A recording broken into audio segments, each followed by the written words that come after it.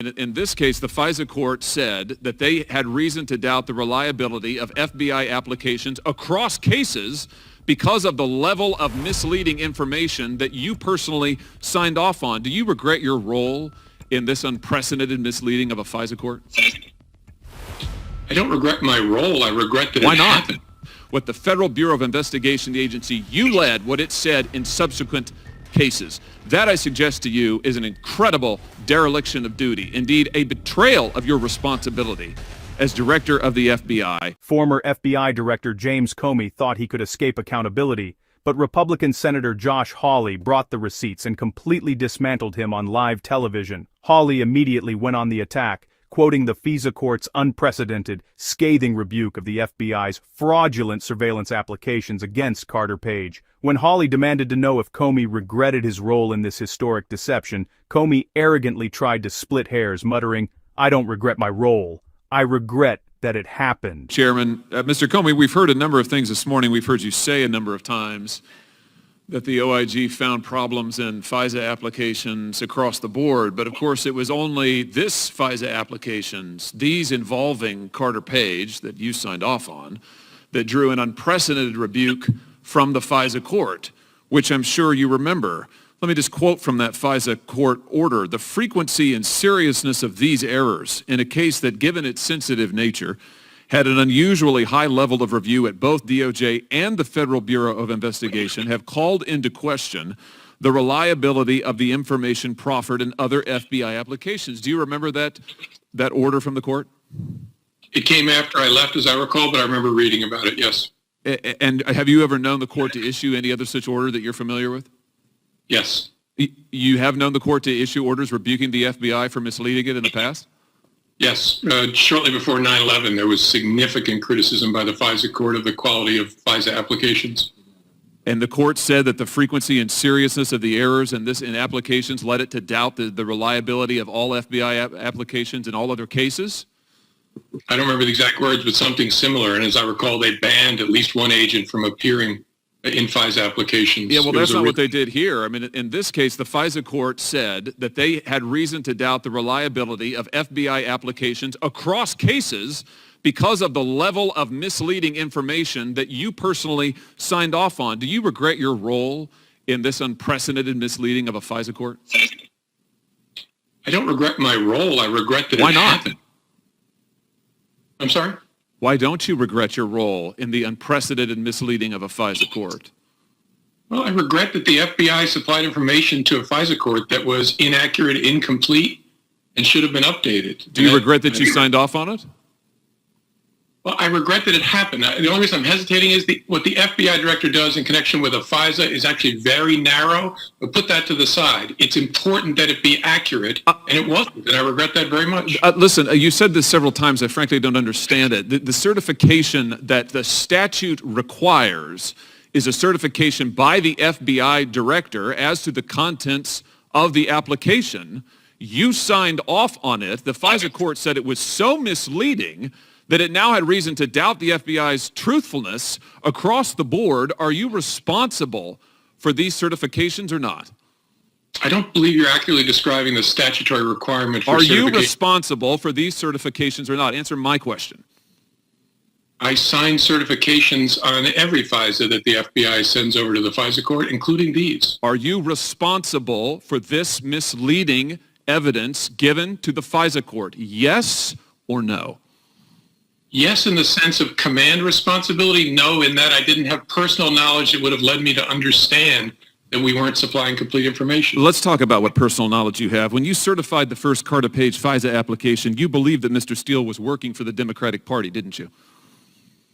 I don't remember whether I knew the Democratic Party. I knew that he was working for political opponents of President Trump. Now, let me remind you of your testimony under oath on December 7th, 2018, before the House Oversight Committee, in which you said, and I quote, "Steele was retained by Republicans adverse to Mr. Trump during the primary season, and then his work was underwritten after that by Democrats opposed to Mr. Trump during the general election season," end quote. Now, surely you recognized at the time that relying so heavily on a biased source would undermine public confidence in the FBI's activities, didn't you? No, I did not. Why wouldn't you? You told the same committee, the House Oversight Committee, December 7, 2018, and I quote, when you're the leader of a justice agency, that's you, the appearance of bias is as important as the existence of actual bias. You also said a reasonable appearance of bias can corrupt the American people's faith in your work as much as actual bias can. Do you stand by those remarks? Very much so. But you nevertheless allowed the Democratic Party to leverage the federal government's most invasive intelligence capabilities against President Trump, and you personally signed off on it. You also knew at the time that other officials in the Department of Justice had serious concerns. Do you know who Stuart Evans is? I do. Mr. Evans was a lawyer in the National Security Division of DOJ under President Obama, wasn't he? I think he was, I don't know for sure. I think he was a career official at the Department of Justice involved. He was a lawyer in the National Security Division of the Department of Justice. Before the first Carter Page FISA application, Mr. Evans raised serious concerns about the ostensibly partisan nature of the information provided by Mr. Steele. Did he not? I don't know. Yeah, he did. The Inspector General reports it on pages 136 and 137 of this report, and you knew of those concerns before you signed off on the FISA application, didn't you? I don't think I knew before. I remember reading the footnote that attempted to inform the court of potential bias. No, actually, the Inspector General found on page 139 of the report, and I quote, on October 12, 2016, Evans' concerns about Steele were briefed to Comey, end quote. And yet you signed off knowing that the research was funded by the Democratic Party, knowing that senior officials in the Department of Justice National Security Division had serious concerns. You signed off. Nonetheless, let's talk about what else you knew or didn't know. When you certified that FISA application, did you know the allegations in the Steele dossier came from subsources, not from Steele's own knowledge? I believe I did know. He had a network of sources and subsources, correct. Did you know who this primary subsource was? No. Did you ask who the primary subsource was? No. Did you ask the FBI to take any steps to identify that source before submitting this application to the FISA court?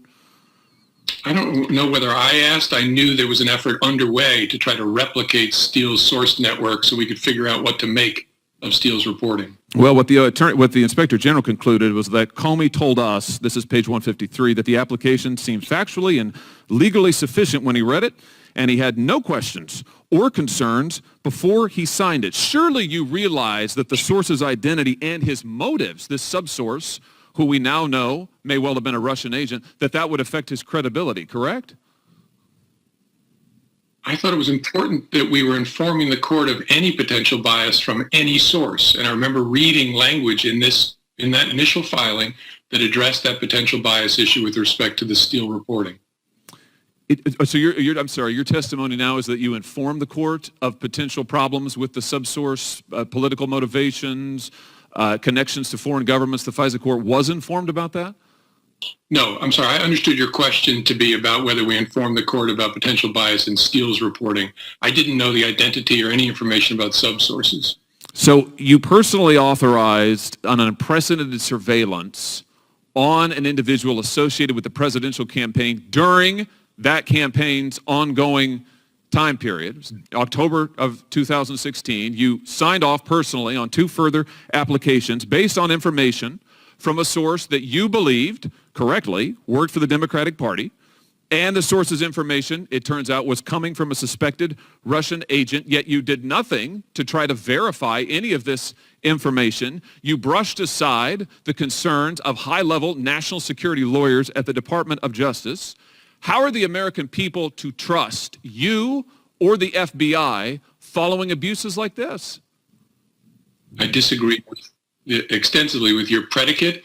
I think the FBI is an organization that is honest, competent, independent, and also flawed because it's made up of human beings. Well, I have to say, I'm not necessarily worried about the FBI as a whole. I'm worried about you. And I'm worried about what you certified to a court that led the FISA court to conclude that it had been misled repeatedly, and that due to the nature of those repeated misrepresentations, it could no longer trust what the Federal Bureau of Investigation, the agency you led, what it said in subsequent cases. That, I suggest to you, is an incredible dereliction of duty, indeed a betrayal of your responsibility as director of the FBI. Hawley was not having a single second of it. He hammered Comey relentlessly. The certification that the statute requires is a certification by the FBI director as to the contents of the application. You signed off on it. Are you responsible for these certifications or not? Answer my question. Comey was backed directly into a corner, forced to admit that he personally signed the documents while desperately trying to hide behind command responsibility to claim he had no personal knowledge. Total round 1 knockout. Hawley turned up the heat even more, exposing the absolute fraud of the Steele dossier. He proved that Comey knowingly signed off on highly invasive spy warrants while fully aware that the research was underwritten and funded by Donald Trump's political opponents, the Democratic Party. Even worse, Hawley revealed that Comey completely brushed aside the serious warnings of senior national security lawyers within the Department of Justice who flagged the highly partisan nature of the data. Hawley laid out the damning timeline. On October 12, 2016, Evans's concerns about Steele were briefed to Comey. And yet you signed off, knowing that the research was funded by the Democratic Party, knowing that senior officials in the Department of Justice National Security Division had serious concerns. You signed off nonetheless. Comey authorized unprecedented surveillance on an active presidential campaign using information that the FBI never verified, information that actually originated from a suspected Russian agent. When asked if he even bothered to verify the identity of the primary subsource, Comey flatly admitted, no. Hawley delivered a final, devastating blow to Comey's leadership, calling his actions an incredible dereliction of duty and a total betrayal of his responsibility as the director of the FBI. Comey tried to defend the agency as honest but flawed, but Hawley pinned the blame exactly where it belonged, on Comey's own signatures. Senator Josh Hawley proved exactly why he is a fearless conservative warrior, refusing to let a corrupt bureaucrat wiggle out of the hard truth. If you loved watching Josh Hawley stand up for justice and completely crush James Comey's excuses to his face, smash that subscribe button right now, drop a like on this video, share it everywhere, and let me know your thoughts on this epic roast in the comments below. Keep standing up for the truth, and I'll see you in the next video.